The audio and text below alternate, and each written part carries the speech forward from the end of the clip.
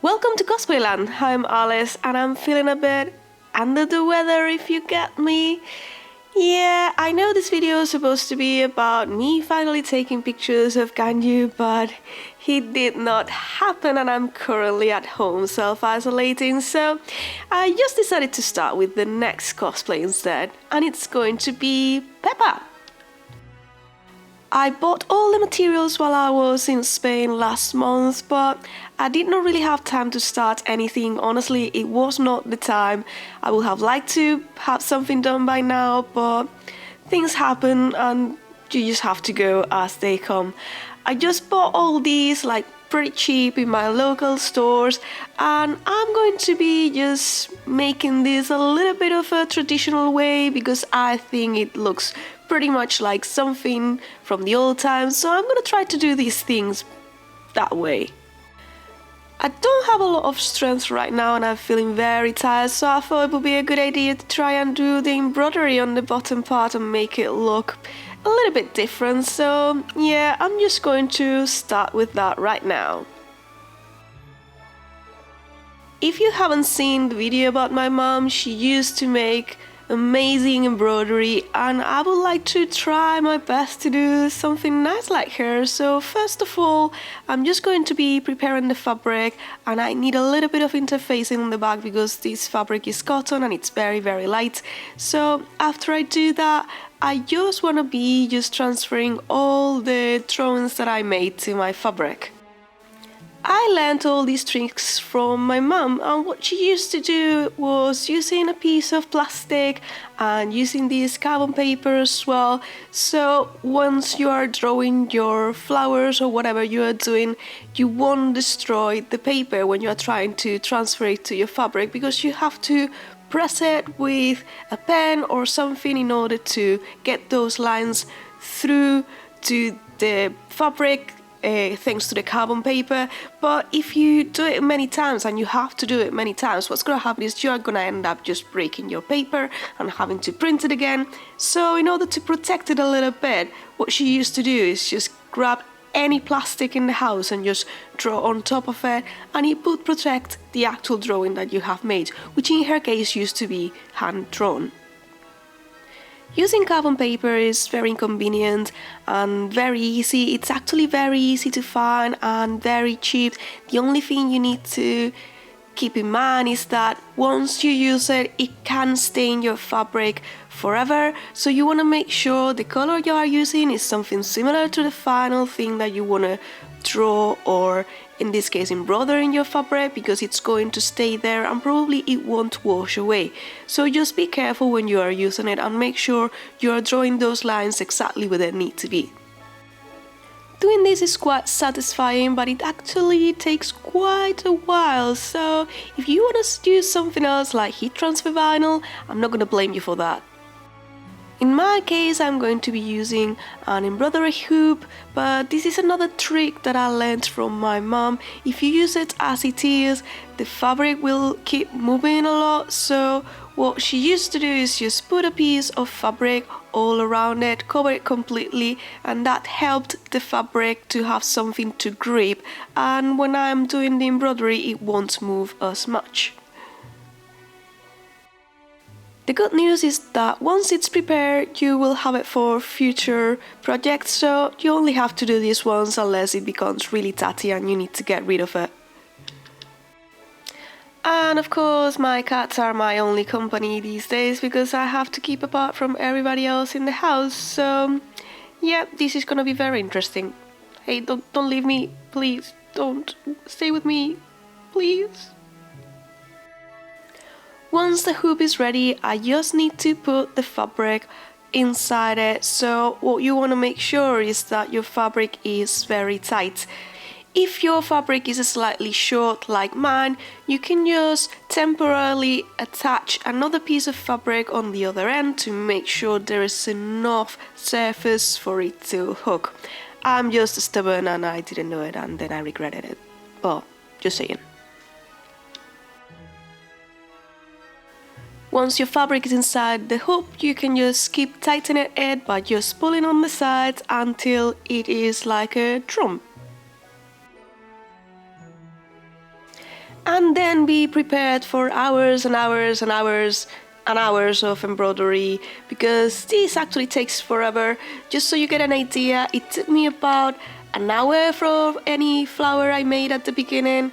I was a little bit quicker by the end, but this still took me about 15 to 18 hours just to do the flowers, and there's more to do. Moving on to the actual dress, I chose this poplin, which is a type of cotton, which is very cheap, and it has this mustard color. It's very difficult to see in the actual drawing because it keeps changing. Oh look, some more company! Yay! Are you gonna help me do this dress? Are you? You just need to cut it now. Come on, just help me, Katana. Katana, where are you going? Katana. Never mind.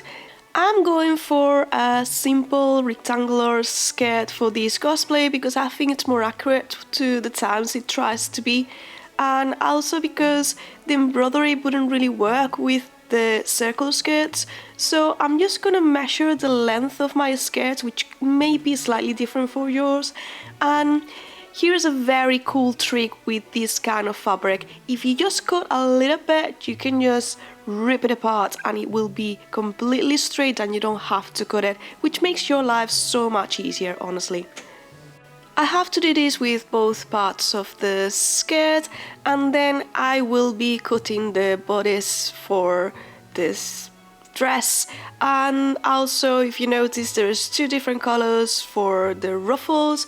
I'm gonna be seeing which ones work better, and I'll let you know at the end. By the way, if you are wondering, I'm using my own patterns that you can find on my Etsy store, but if you want to get them quicker and cheaper, this one will be available much sooner on my Patreon, which is very affordable, and you know, I have to eat and I can't go outside, so it would be great if you want to join me, even if it's just for a month. Just saying, just so you know it. Yeah, that's it. I'm just gonna cut this now. By the way, I do have a much bigger table downstairs. I don't usually use it at best of times, but I can't go downstairs anyway because I'm self-isolating, so I'm just doing it here, which is okay, but just make sure that you can cut all the pieces at one go, at least you know where they are going, just to make sure you don't run out of fabric, because I've done that many times lately, and for once I didn't this time, but yeah, just a reminder. And guess who always makes things more difficult than they really need to be? Yeah, that's me. I'm using this terrible paint which I bought very cheap in Spain when I didn't have anything around, because I was gonna do this at home. And this is just like normal paint from the craft store. I'm not even using the good one, and it's very gooey and disgusting, but it's gonna have to do because it's the right color and I have it, so I'm gonna use it. And I decided to test my paint, and I'm going to be just doing this very subtle effect on the fabric so it looks like there is drops of rain on it, because that's how it looks in the actual animation if you look very, very, very, very closely to the images. Do you have to do this? No, but hey, I have plenty of time to be self-isolating at home, so why not? I decided to make a stencil with this cardstock, which is quite thin, so it's easy to do.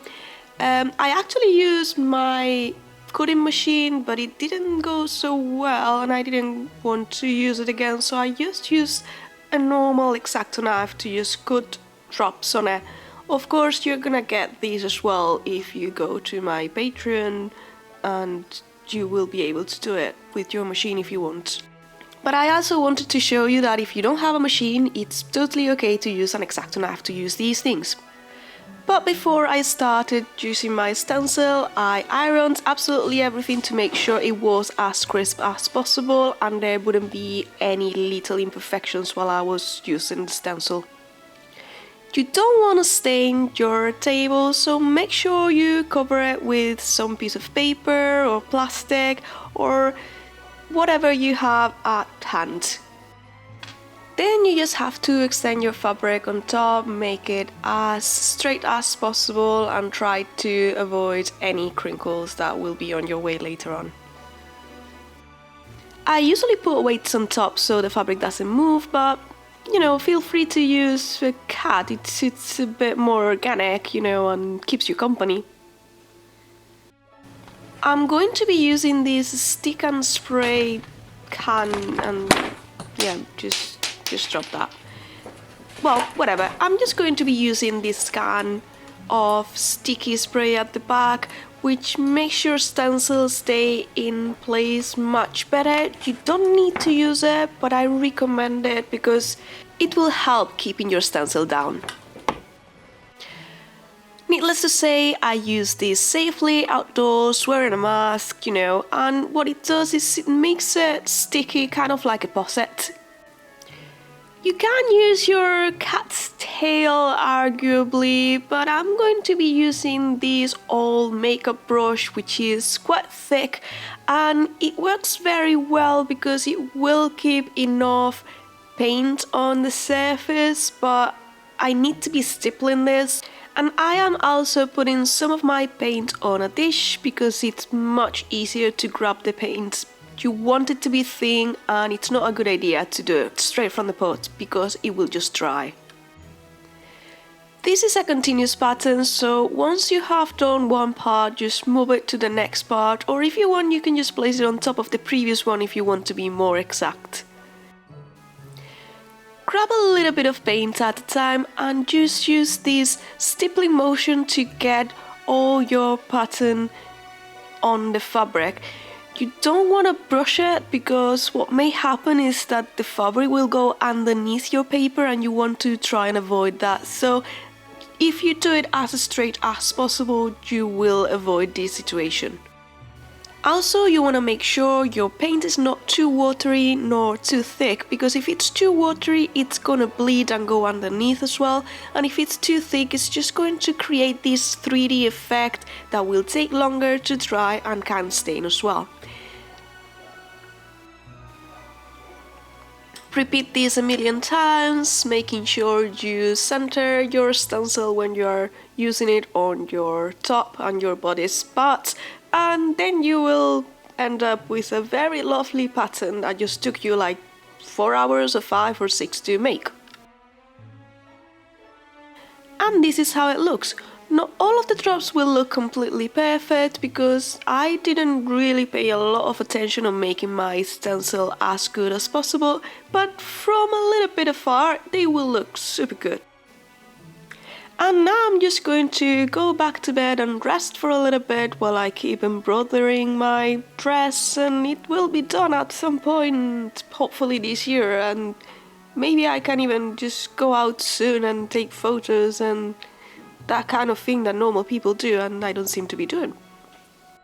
I hope you like this tutorial and the good weather, and hopefully I'll see you back next time. Bye!